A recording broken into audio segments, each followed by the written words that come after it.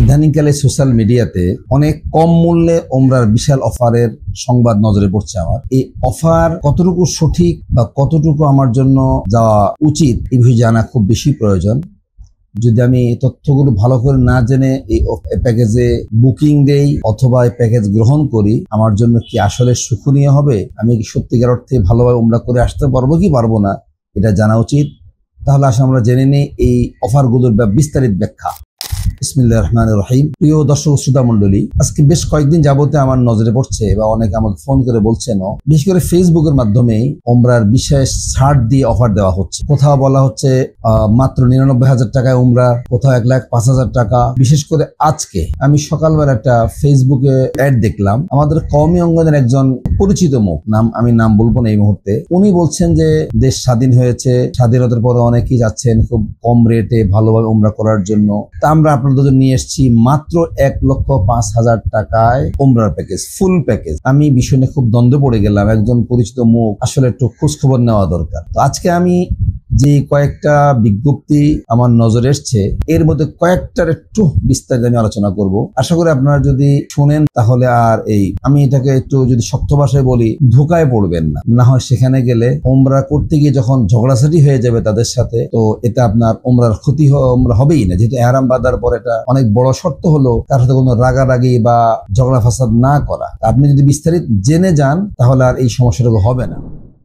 আজ থেকে বেশ কয়েকদিন আগে আমার খুব পরিচিত মানুষ, তিনি একটা প্যাকেজ ঘোষণা করলেন, সম্ভবত লিখলেন ডাইরেক্ট ফ্লাইটে 1,20,000 টাকা। আমি ওনাকে, যেহেতু আমার পরিচিত নাম্বার আমার কাছে আছে, ফোন দিলাম, ভাই যে তোমার প্যাকেজটা 1,20,000 টাকা ডাইরেক্ট ফ্লাইটে, তো এটা কিভাবে করছো? তো উনি বলেছে ভাই আসলে এটা খাবার ছাড়া। আচ্ছা ঠিক আছে, এটা হতে পারে খাবার ছাড়া, অনেকেই প্যাকেজ করে, তো খাবার ছাড়া আছে, বাকিটা কিভাবে তুমি ডাইরেক্ট ফ্লাইটে কিভাবে করবে, এরপর সিস্টেম কিভাবে করবে? তখন সে বলল যাওয়াটা ডাইরেক্ট আর আসাটা হবে ট্রানজিট। তো আমি বললাম বিমান দিচ্ছ কোনটা? সে যেই বিমানের নাম বললো, আসার সময় ট্রানজিট টাইম খুব একটা বেশি না, কিন্তু এই বিমানের লাগেজের পরিমাণ মাত্র 20 কেজি লাগেজ আনতে পারবে একজন হাজী সাহেব। আমি তাকে বললাম তুমি একজন আলেম, আমার জানাবো তুমি অনেক ভালো একজন আলেম, তো এইটা কেন কাজটা করলা? তুমি বললা ডাইরেক্ট ফ্লাইট, কিন্তু ভিতরে রাখা আছে আবার আসতে ট্রানজিট, আবার এমন বিমান তুমি দিলা যেই বিমানের লাগেজের পরিমাণ মাত্র 20 কেজি। একজন হাজী সাহেব নিয়েই যাবেন 10-15 কেজি নিয়ে যাবে, তিনি আনবেন কি তাহলে? এটা খেজুর যদি 10 কেজি খেজুর আনেন তাও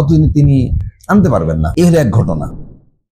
গত রমজানে আমার একজন হাজী আসলেন, আমি তাই বললাম আমি রমজানে ওমরা যাচ্ছি না এবছর, তো বললাম আমাকে একটা এজেন্সি ঠিক করে দেন বা কথা বলে দেন। আমার খুব কাছের একটা এজেন্সি, খুব পরিচিত একটা এজেন্সি। ওনাকে বললাম ভাই আপনাদের রমজানে কোনো গ্রুপ আছে? উনি বলে হ্যাঁ গ্রুপ আছে, সব ঠিকঠাক। সব তথ্য ভালো করে জেনে নিয়ে আমি প্যাকেজ হাজী সাহেবকে দিলাম, হাজী সাহেবকে সব রেডি করে দিলাম। আমি এটাও বললাম ভাই আপনি মুআল্লিম সাথে যাবে তো? উনি বলছেন হ্যাঁ সাথে মুআল্লিম যাবে, কারণ সেখানে মুআল্লিমটা এত বেশি জরুরি। যদি আমি বাংলা ভাষায় উদাহরণ দিই আপনাদেরকে, যে একজন মুরগি যেমন বাচ্চাগুলোকে সে সামলিয়ে রাখে, যে কোনো আপদ বিপদে সে তার নিজেকে খুব আড়াল করে রাখে, ঠিক এমনি ভাবে একজন মুআল্লিম তার হাজী সাহেবদেরকে এইভাবে আগলে রাখেন। মুআল্লিম যদি না থাকেন তাহলে হাজী সাহেবদের যে কি পরিমাণ দুরবস্থা হয় সেখানে যাওয়ার পরে, এটা আসলে ভাষার বর্ণনা। আমি এই জন্য তাকে বারবার জিজ্ঞেস করছিলাম যে ভাই আপনি মুআল্লিম আছে তো? উনি আমাকে নিশ্চয়তা দিলেন যে মুআল্লিম থাকবে, মুআল্লিম আছে আমাদের। সে যাওয়ার আগের দিন একজন মুআল্লিম আমাকে মুআল্লিমের নাম্বার দিলেন যে উনি আমাদের মুআল্লিম। আমি ওনাকে চিনি না, মুআল্লিমকে যাচ্ছেন।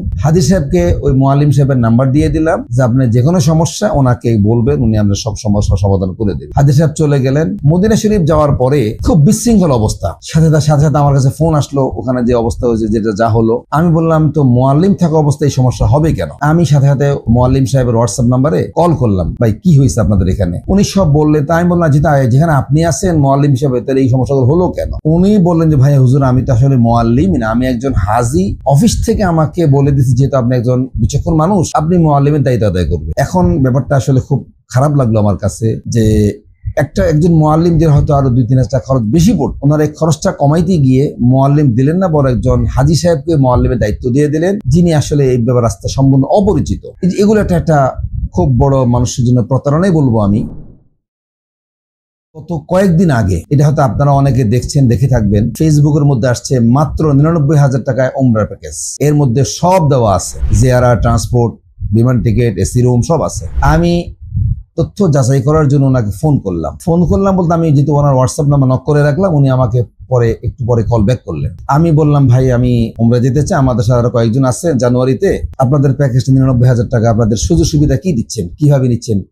হ্যাঁ, আমাদের সকল সুবিধা খুব ফার্স্ট ক্লাস, চমৎকার, আপনি কোথাও কোনো গ্যাপ বা কোনো সুযোগ নেই, কোনো প্রতারণার সুযোগ নেই আমাদের এখানে। জিজ্ঞেস করলাম আপনারা হোটেল কোথায় রাখবেন? বলে একদম কাছাকাছি, খুব সুবিধা, যাতায়াতে খুব সুবিধা। তখন আমি ওনাকে পরিচয় দিলাম যে আমি আসলে একজন ছোট মুআল্লিম, আমি আল্লাহ আমাকে অনেকবার সেখানে নিয়েছেন, একটু রাস্তাটা বললে, হোটেলটা বললে আমাকে ভালো হতো, বা টিকিটটা কোন ফ্লাইটে দিবেন। সেটা এখানে বোঝার বিষয়। টিকিটটা আমাদের দেশে আমি যদি সহজ উদাহরণ দিই তাহলে বুঝবেন। যেমন আমাদের একটা ট্রেন, ওই ট্রেনের মধ্যে একটা সিট আছে এসি বার্থ, আপনি ঘুমিয়ে শুয়ে যাবেন, কেবিন সিস্টেম। আবার আছে ফার্স্ট ক্লাস এসি, আবার আছে নরমাল এসি, এরপর আছে শোভন চেয়ার। ট্রেন কিন্তু একসাথেই যাচ্ছে, একই দিনে যাবে, একই গতিতে যাবে, কিন্তু ক্লাস ভিন্ন হওয়ার কারণে, সুযোগ সুবিধা অনেক ভিন্ন হওয়ার কারণে টাকাটা অনেক কম। তো আমি ওনাকে প্রশ্ন করলাম যে আপনি কোন বিমানের টিকিট আমাকে দিবেন। তখন ওনার যেই বিমানের নাম বলল, ঠিক ওটাও একই অবস্থা, ওই বিমানে যাত্রীদের জন্য শুধুমাত্র 20 কেজি মালামাল বহন করতে পারবে। এটা খুবই কষ্টকর। তারপর জিজ্ঞেস করলাম যে আপনি হোটেল কোথায় দিবেন, যেহেতু আমি আগে পরিচয় দিয়ে দিয়েছি যে আমি একজন মুআল্লিম। তো বললে ভাই আসলে আপনি তো সব জানেন, একটু দূরে হবে সেটা, তবে দূরে হলে সমস্যা নাই, ওখানে ফ্রি বাস আছে। আচ্ছা বলেন দেখি, এখন আমি উমরায় গেলাম, যদি আমি ফ্রি বাসে করে আমাকে আসতে হয় তাহলে এটা কেমন কথা হলো? খুব কষ্ট পেলাম আমি। তো বললাম ভাই আপনি এই কথাগুলো যখন ফেসবুকে দিবেন একটু ক্লিয়ারলি বলে তারপরে দিবেন, এতে হাজী সাহেবরা খুব হয়রানির শিকার হয়।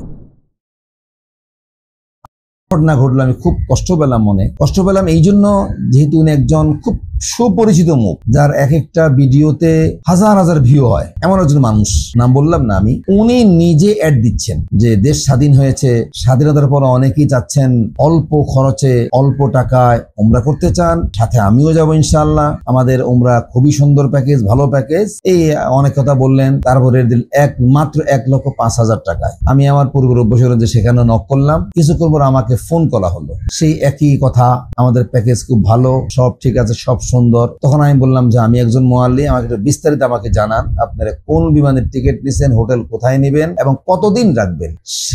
তখন তিনি একটু সুর নরম করে বললেন যে ভাই আমরা আসলে এখন টিকিটটা কাটি নাই, তবে চেষ্টা করছি আমরা সৌদি এয়ারলাইন্সে কাটার জন্য, এবং আমাদের প্যাকেজটা হবে মাত্র 8 দিন। এখন বলেন 8 দিন যদি প্যাকেজ হয়, নর্মাল প্যাকেজ হবে 14, 15, 16 দিন, 8 দিন আপনি যাওয়া আসা 2 দিন এমনি শেষ, 8 থাকে 6 দিন। 6 দিন আপনি মক্কা শরীফ থাকবেন কয়দিন, কিভাবে আপনি জিয়ারা করবেন, কিভাবে অনেকের ইচ্ছা থাকে তায়েফ যাওয়ার জন্য, বা মদিনা শরীফ যাওয়ার পর একটা ইচ্ছে থাকে বদরের জিহাদের ময়দানে যাওয়ার জন্য, সেগুলো কিভাবে করবেন? কারণ একদিন যাওয়ার পরে আপনি একদিন রেস্ট থাকা লাগবে, রেস্টে থাকতে হবে। এরপর আসেন উমরা করার পরে একদিন লোকাল জিয়ারা আছে। তো এই সব মিলিয়ে ওনারা এখনো কিছুই করেন নাই, কিন্তু প্যাকেজ দিলেন 1,05,000 টাকা। এই হল আসলে, এটা থাকবে, এটা নবীজির আমলেও ছিল। অর্থাৎ এই যে নবীজি বলছেন তোমরা যখন বাজার করবে, যখন কোনো সদাই পণ্য ক্রয় করবে, তখন যাচাই বসে বা বাছাই করে, দর দাম করে, মূল্য যাচাই করে এটা ওই যে ক্রয় করা সুন্নত।